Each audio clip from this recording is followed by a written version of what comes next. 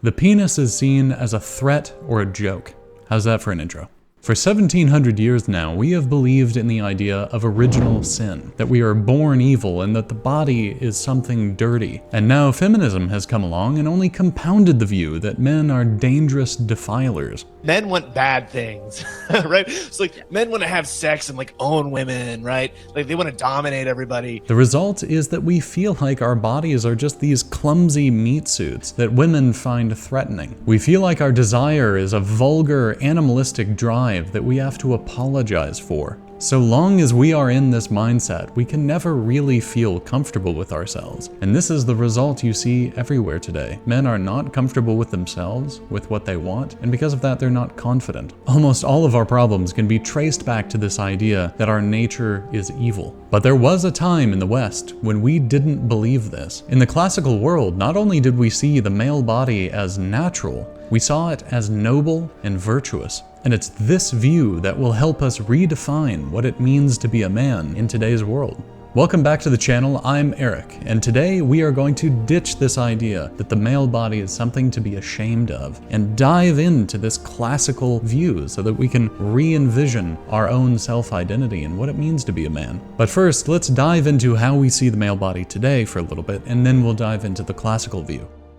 The effect of shame around the body is not that we walk around feeling ashamed about ourselves all the time. It's that we treat the body with irreverence. We do it in the exact same ways and for the same reasons that masculinity is treated as silly or unimportant. Our bodies are literally our manhood, and the world makes us feel like it's a disgusting joke. We see this in everything from dick jokes to the way male and female nudity is handled in films. The female form is often portrayed as aesthetic and beautiful, which is good because it is, while the other is framed as comedic, threatening, or inherently vulgar. Every boy learns this about himself at an early age. They draw crude graffiti on bathroom stalls, treating their own nature as a dirty joke rather than a symbol of strength. While our intellectuals, the ones who should be showing us an ideal we should strive for, teach us that the male body, specifically the penis, is a tool of oppression and that our sexual nature is inherently predatory. You can definitely see this when it comes to how we see sex. The fact that we call a woman's first sexual experience deflowering tells you just how deeply our culture frames sex as a defiling act, as opposed to calling it something like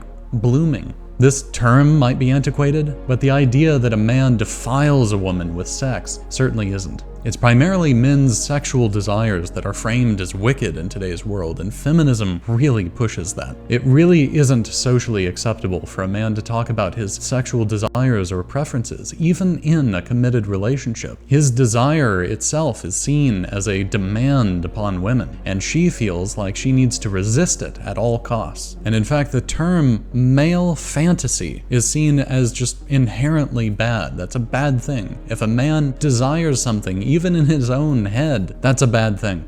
I wrote a blog post a while ago about why I f***ing hate video games, because this is what it does. It appeals to like the male fantasy. Oh no! Oh no! And this view that men's desires are inherently wicked is absolutely tied up with the nature of our bodies. We hear loads of feminists talk about how the penis is specifically designed to invade women and occupy them like an invading force. The effect of living in a world that sees us this way has a profound psychological effect. When you're told that your physical essence, the whole of your body, is wicked or a joke, you disconnect with it. You disconnect with your body and with masculinity. You become a floating head, living entirely in your thoughts and treating your body as if it's a separate thing. I'm a gigantic brain!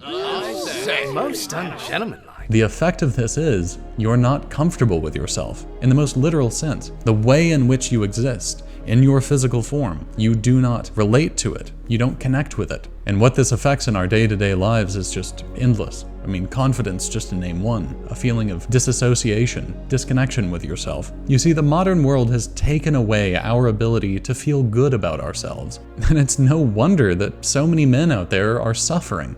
But it's time that we said enough to all of this. It's time that we rejected the idea that our body is evil or gross. The way forward is to take on a classical view of the male body and of masculinity. So let's dive into the classical view.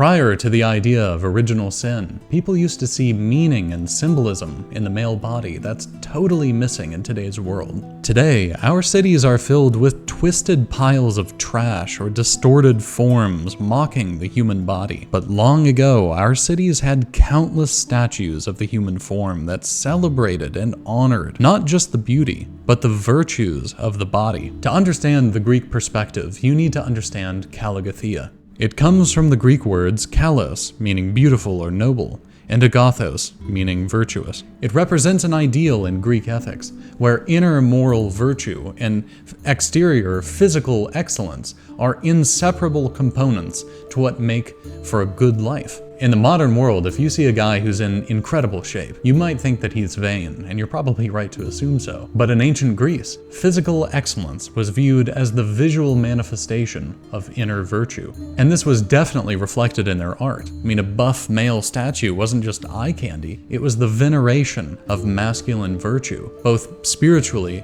and physically. Look at the Koros statues. They're not just cool statues, they're presenting an ideal. The Greeks believed that a disciplined, powerful body was a disciplined, powerful soul. Philosophers like Plato and Xenophon didn't see gym time as separate from library time. It was all part of paideia, which was the education of an ideal man. They believed that you couldn't possess a just and noble soul if you allowed your body to become soft and undisciplined. What the hell is even that? The body was the training ground for the character. And this idea was believed by most of the classical world. I mean, Marcus Aurelius talks about this idea plenty of times. Figures like Heracles and Achilles were depicted with powerful bodies, because the more a man embodied strength, symmetry, and control, the closer he was to the gods. When they sculpted a man with broad shoulders and powerful muscles, they weren't just showing off gym gains. They were visualizing masculine virtue. They were sculpting discipline, courage, and the capacity for violence controlled by reason. Something else you saw all the time in the classical world were nude events like the Olympic Games. This wasn't because they were all ogling each other. It's because they saw the body as something natural, just like anything else in the world. Something I really want to draw attention to about the Greek mindset is that they loved and admired the male body because they acknowledged the fact that men move the world, and they acknowledged the virtuousness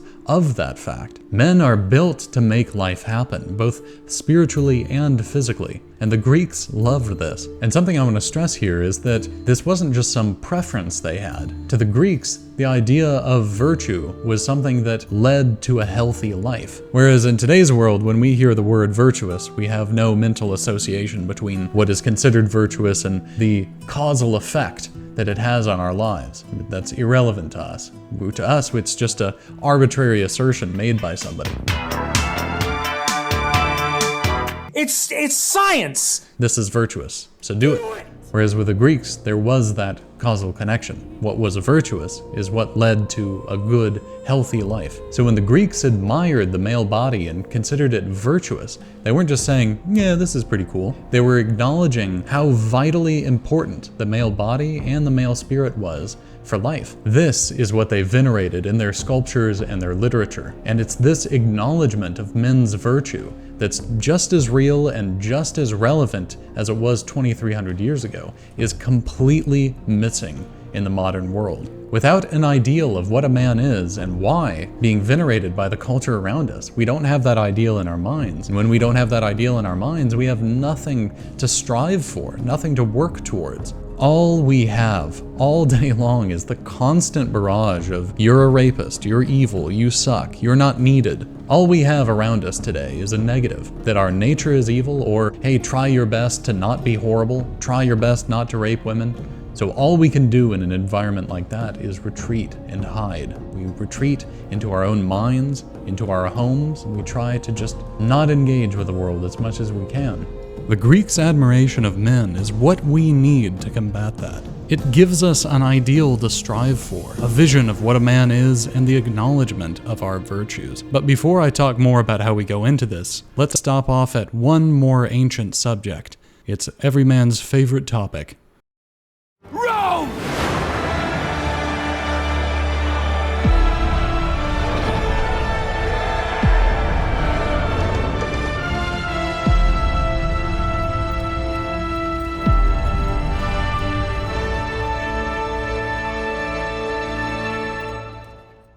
In the modern world, phallic imagery is relegated to bathroom stalls or crude jokes, but in ancient Rome, phallic symbolism was everywhere. Not because they were all obsessed with the penis or, vulgar. They saw it as apotropaic, meaning that it had the ability to ward off evil and bad luck. They also saw it as being tied to vitality, protection, and good fortune. Pliny the Elder even describes the fascinus, which is like the idea of the power of the divine phallus, as a remedy against envy. I just thought that was very interesting. Soldiers, infants, and yes, even women would wear this symbol as necklaces or rings called fascinum. Yeah, imagine wearing this in public today.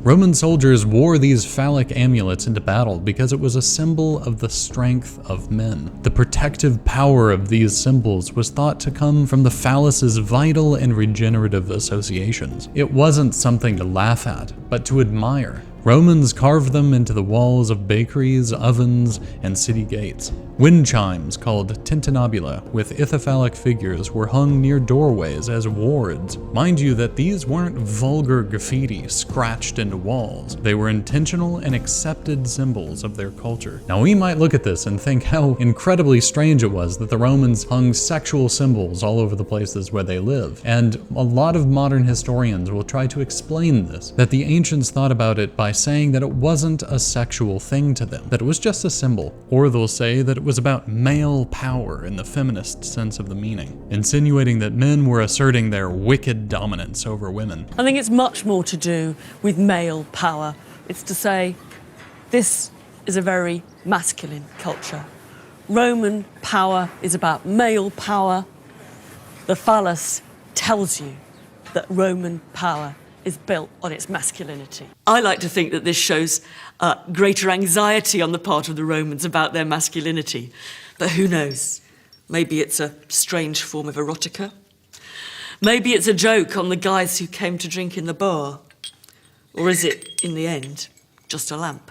It wasn't about keeping women down and asserting dominance or some other feminist bromide like that. It was about venerating something essential and good for life. The difference wasn't that they desexualized it, or that they did see it as something sexual and therefore something vulgar or something to laugh at. It was sexual to them. It's literally a sexual organ. They saw it as both sexual and something natural and good. The idea that sex is evil and that the body is something to be ashamed of hadn't been invented yet. This is the value of the classical view. It can be summed up with two important differences. One is that they saw the body as natural, not as evil or dirty. And two is that they saw how the nature of our bodies made life possible, and they saw that as a good thing. A man's strength protects and feeds his family, and his penis gives forth life. They saw all this as a virtuous thing. That's what the phallus symbolized to them, the virtuousness of masculinity. What's interesting is you can see the remnants of this view surviving in modern English. Vir is Latin for man, hero, or husband. It's no coincidence that it's the etymological root of the words virility and virtue,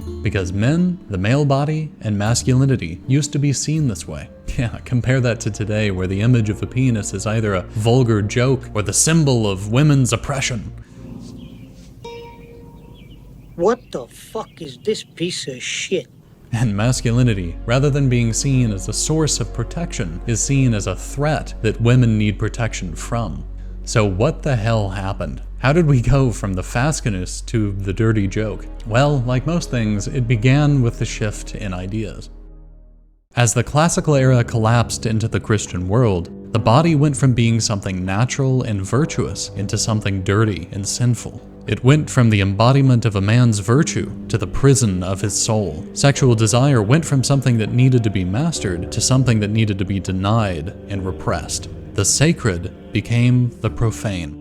We've been living with this for almost 2,000 years now, and now feminism has joined in. Today, we're relentlessly condemned on all sides. It's no wonder that men are checked out. It's no wonder that men struggle with intimacy and self-worth. It's no wonder that men think that masculinity is something either threatening or vulgar. Any opportunity to see the nobility of man has been taken away from us, and in its place is the lie that we're all just a bunch of sex-crazed monsters. The result of this isn't that we all go around feeling embarrassed and ashamed of our bodies all the time. The result of this is that we view the body with irreverence. We see the body as mundane, utilitarian, non-aesthetic, and not special.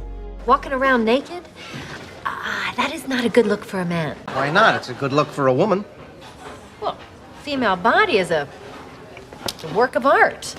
The male body is utilitarian. It's for getting around. It's like a Jeep. So you don't think it's attractive? It's hideous. The hair, the lumpiness, it's simian. Do you know the feeling you get when you walk into a grand cathedral? You're struck with awe. You're speechless in amazement at the grandeur of the whole atmosphere around you. Compare that to the road you drove on to get to the cathedral. I bet you didn't even notice it. It's just something you use to get through life. And that is how we see the male body. It's just something we use. The ancients, though, they saw the male body in the way that we feel about cathedrals. And that is where we need to get back to.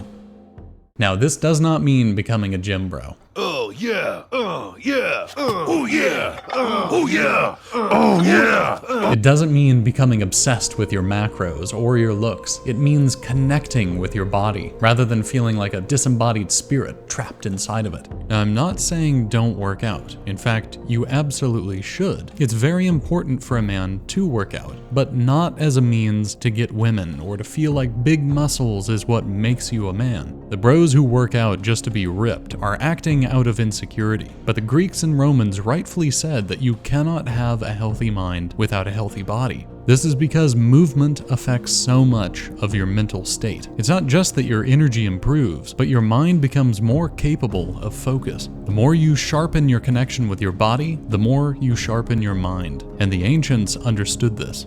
Get regular movement in your life and get yourself fit. Go for runs, go to the gym, swim, do something regularly to get your body in a healthy state. A big part of being a man is your muscles. It's not about becoming a beefcake. Muscle growth is the byproduct of a healthy connection with your body, not the goal. So get that Greek mindset, move your body, and sharpen your mind.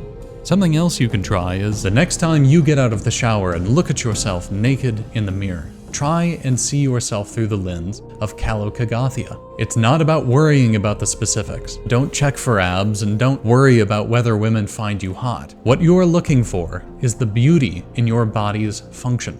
Everything in nature is built to function a certain way. Think of a hawk. Its feathers, beak, talons, they aren't just there for decoration. What makes these animals beautiful is that their nature is hyper efficient in allowing them to fly and hunt, and they live in perfect harmony with this nature. We as humans see these qualities and admire how their nature allows them to thrive. And you are the same way. You're built a certain way, for a certain purpose, and allowing yourself to see that allows you to harmonize with that fact. The classical world didn't admire the male body only if it was perfect. They admired the male body because of what it was built to do. Your shoulders are built to carry weight. Your hands are built to shape the world. Your muscles, whether they're contoured or not, are built to exert your power and your will. And your penis is built to assert your affection and to give life. What's been taken away from us is our ability to see that these qualities are what make life possible, and because of that, makes them admirable.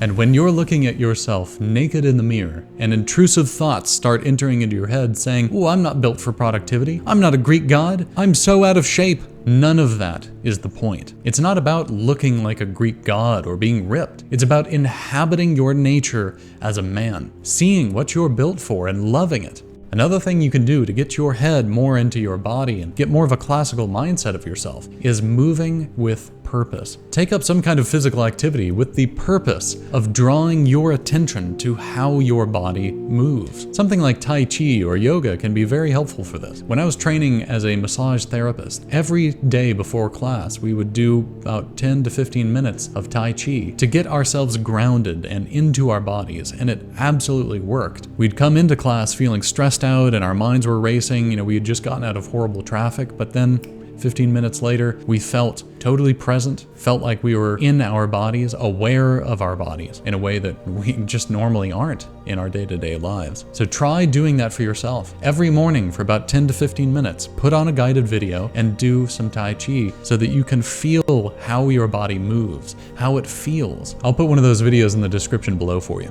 We spend so much of our time in our heads, especially in the modern world. We're looking at screens all the time, we're thinking, we're planning, we're worrying about the future. We don't take the time to get ourselves back into our bodies, which is really the way to become present. You become present through your body. Now, if you've been watching this channel for a bit, you probably have heard me talk about the importance of art quite a few times. One of the reasons why I bring it up so much is because it's such a powerful way to help you see the male body as noble and heroic and natural. So put paintings and sculptures around your home that depict men as noble and heroic. And if you're not really into art, I know it's daunting to get into, which is why I made a free art list in the description below. It's got a list of paintings, sculptures, music, books, movies, and more. Because when you surround yourself in your home with these classical views of what a man is, it can really help to rewrite the twisted view of men that our culture has put into all of our heads. Because the thing is, most people today feel deeply uncomfortable with the male body and with masculinity. When most modern people look upon the David, so many of them can't bear to see how proud and unashamed he is. So they have to mock it and tear down the beauty that they don't see inside themselves. They tell stupid jokes or ask, hey, why is he naked?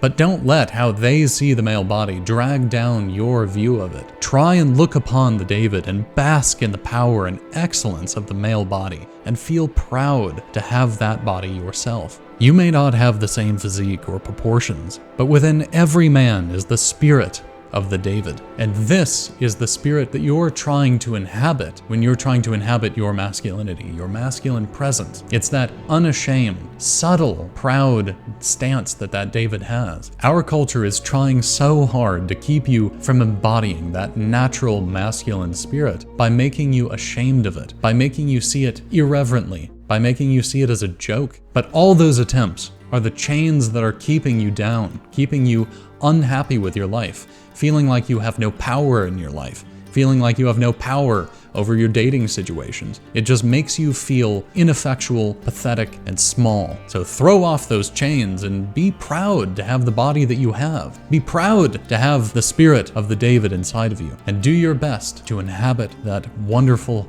powerful spirit. Well, thanks so much for watching the video. I hope you got something out of it, and like it if you liked it. Subscribe if you want to see more like it, and be sure to check out the links in the description below. I've got that link to my free art guide down there. I've got the Tai Chi video for you, and if you want to join my Discord server where we talk about this kind of stuff all the time, you know, we talk about how we can rewrite how we think about ourselves and the world in order to try and live better, live a more classical life. So I hope to see you there, and I hope to see you in the next video. Thanks so much. You know when a dog's doing its number twos, that kind of arched back thing? That's what it is. Hideous. Ew.